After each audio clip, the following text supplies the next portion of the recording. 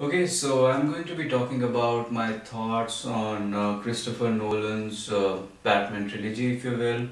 Um, Going back to the first Batman installment, Batman Begins, I really, like anyone else, I was pulled into the franchise because of all the rave reviews, and everyone was going gaga over how cool this new edition of Batman is, which is with its darkness and with its well-detailed storyline and different approach to the whole Batman universe.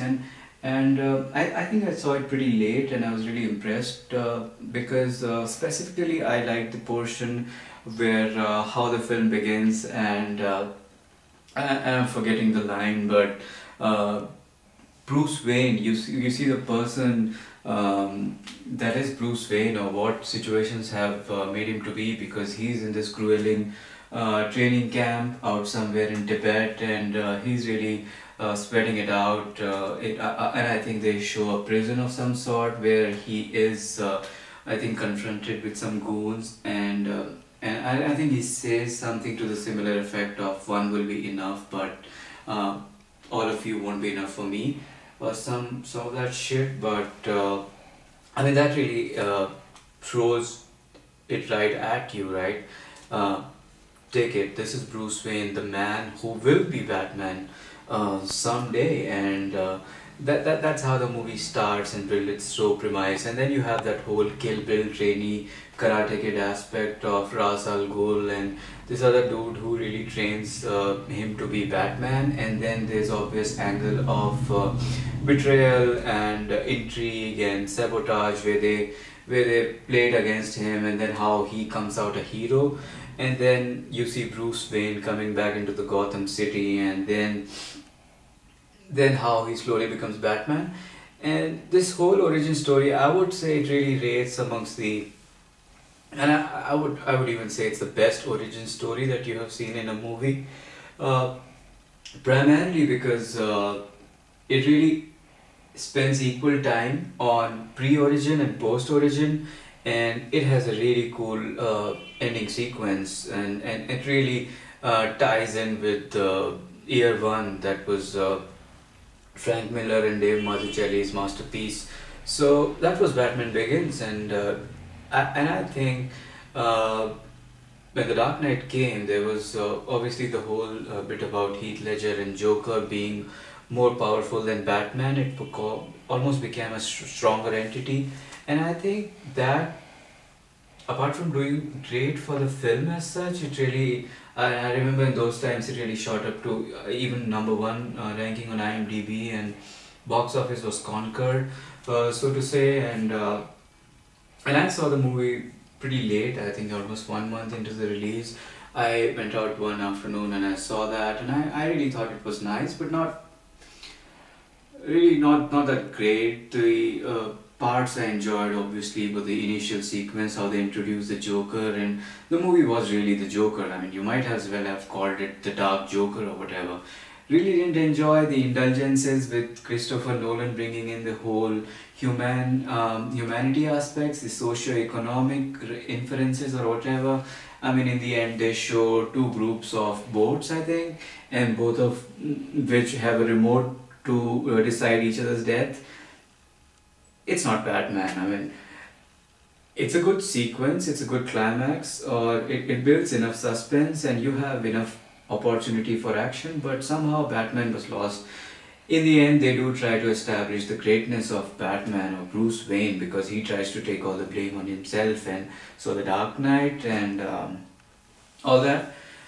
It was pretty much over. I really wanted to see another Batman. I mean, with another team. I was done with Nolan, and all the stuff he was doing really creeped me out with all the Inception things and stuff. Really wasn't a big fan of him. Was pretty much a big fan of Memento, and liked The Prestige a little bit when I was not sleeping. But with this new movie coming in and whatnot, I was really low on the expectations. So, five things why should not watch The Dark Knight Rises.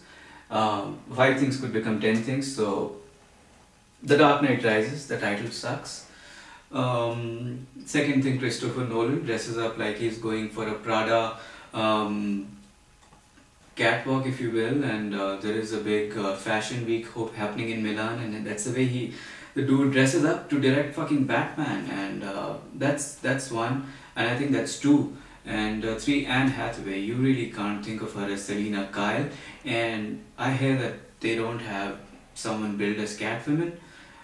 Good for them. I mean, good for all the Michelle Pfeiffer fans who were a big fan of Catwoman in her original leather suit, if you will. And I heard Anne Hathaway or Selena Kyle in this movie uses headphones as her goggles.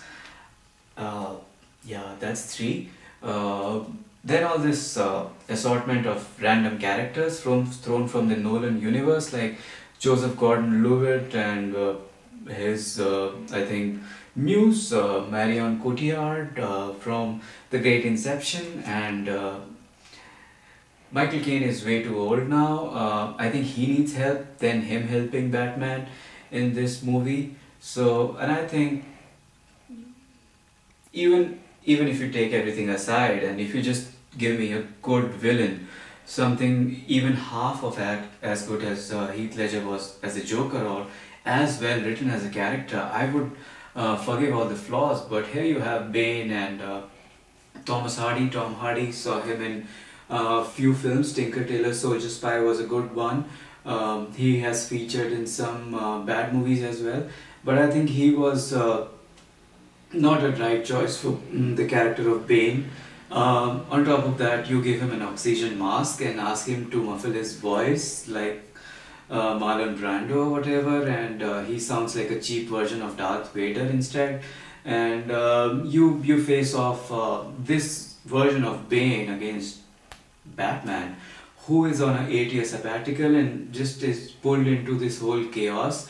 And then you throw in the whole socio-economic references with Occupy and whatnot, and then again, it's not a Batman movie, and there is no payoff in this one. There is really no reason to pull me in. Alright, I would have gone into watching this movie even if you just give me one good reason to just go out there and have fun, right? You give me you give me few comic book references, you give me some imperfect sequences, you give me some camp humor. I mean, give me something to work with, right? So The Dark Knight Rises, sorry, but in here it does not rise pretty much.